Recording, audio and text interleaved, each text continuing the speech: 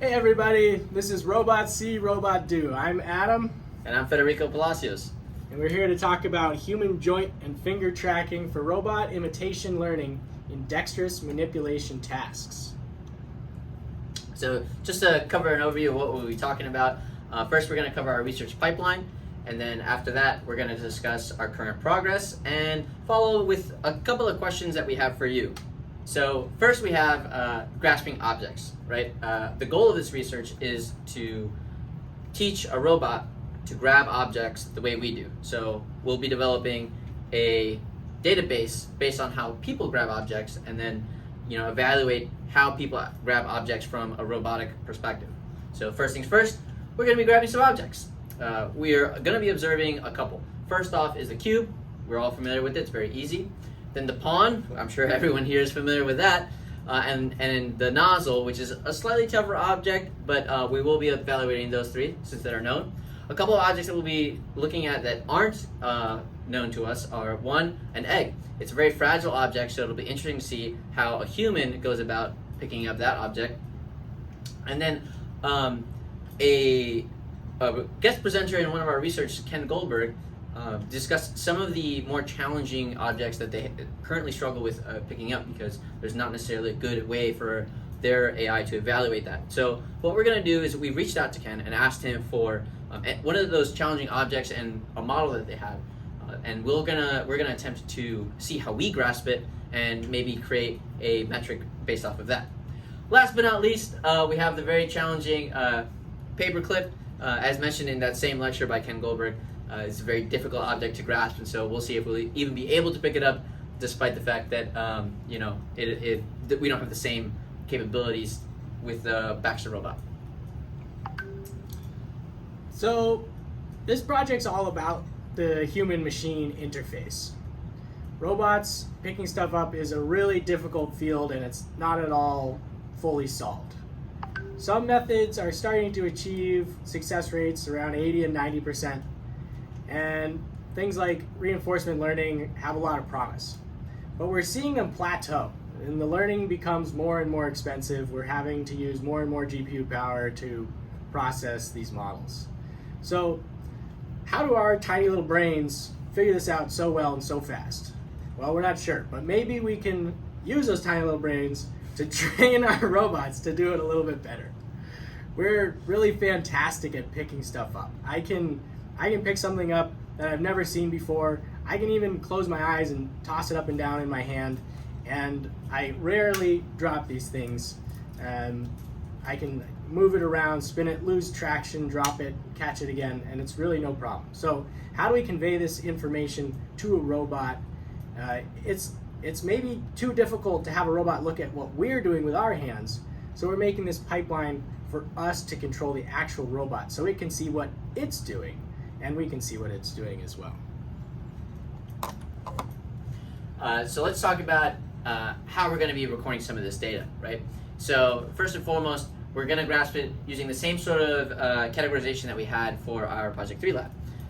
We're going to be evaluating on whether it was successful in picking up the object and setting it back down again, partially successful if it just kind of sort of picked it up and then dropped it during the move, and then just an all-out failure. We expect to have quite a bit of this, as the operator is not necessarily going to be familiar with the same sort of joint movements that the Baxter robot has, and so there will be some errors that it's not going to be able to grasp, or it's just going to bump into the table, and these will be recorded and part of our database, because this is how the human operator is messing up and learning to grab the objects. Even though they have their arm, they're actually actuating it with the robot Baxter arm.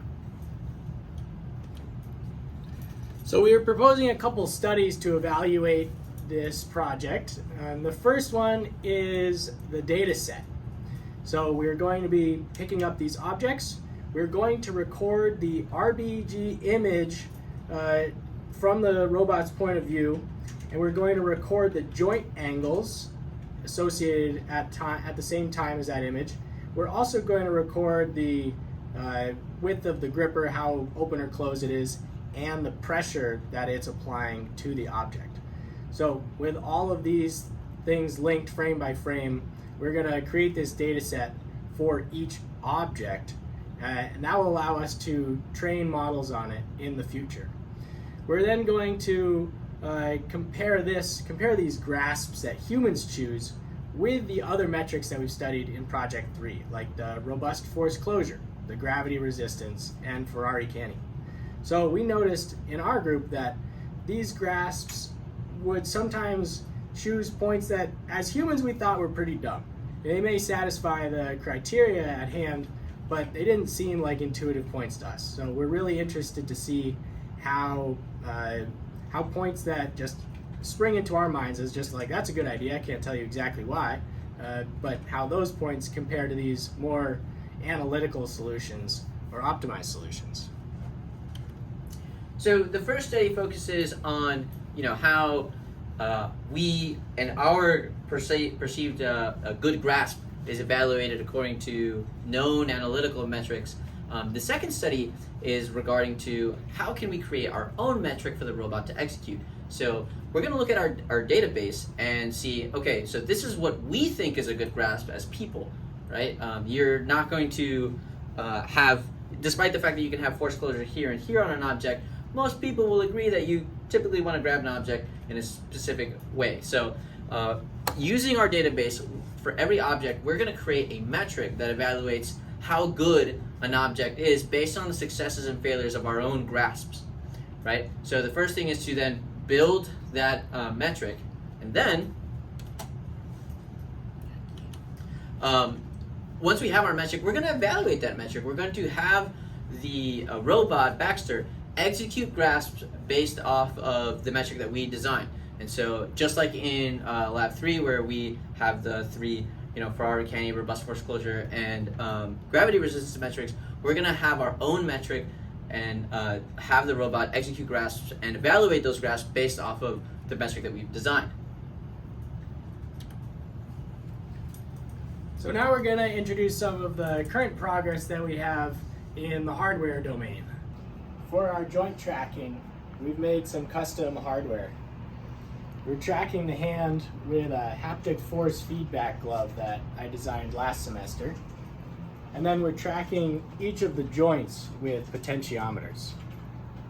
The wrist, we track left and right, up and down, and a twist. So 3 degrees of freedom in the wrist, 1 degree of freedom in the elbow, and our rough draft so far only has 2 degrees of freedom in the shoulder, and we plan to add 1 more.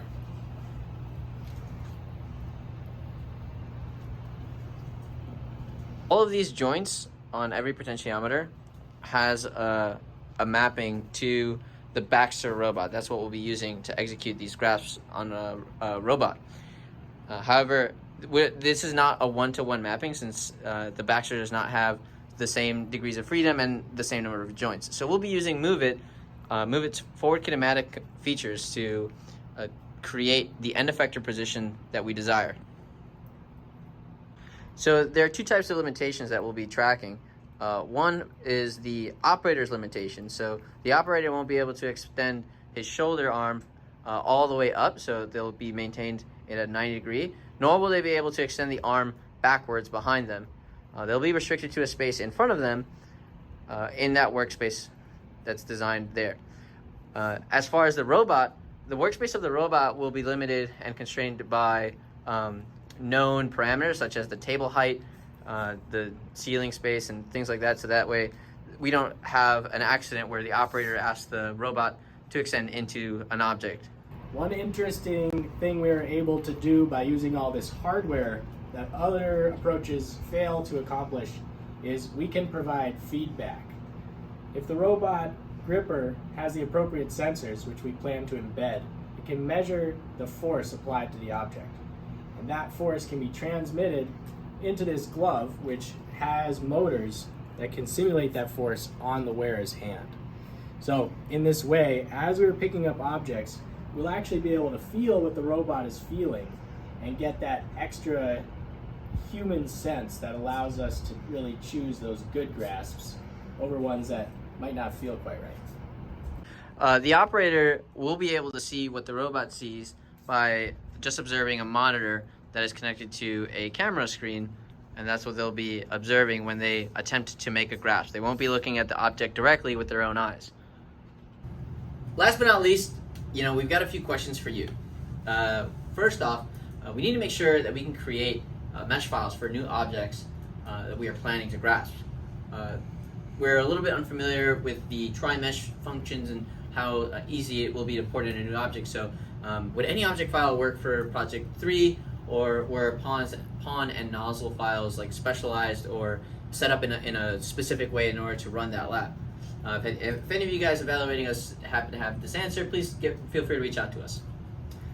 The second question we have is about the Baxter pose and the visualizer. We had some discrepancies between the visualizer and where the Baxter end effector ended up. We were wondering if anybody else ran into this problem and solved it. So please let us know if you have answers to those. That concludes our presentation. Thank you so much for watching.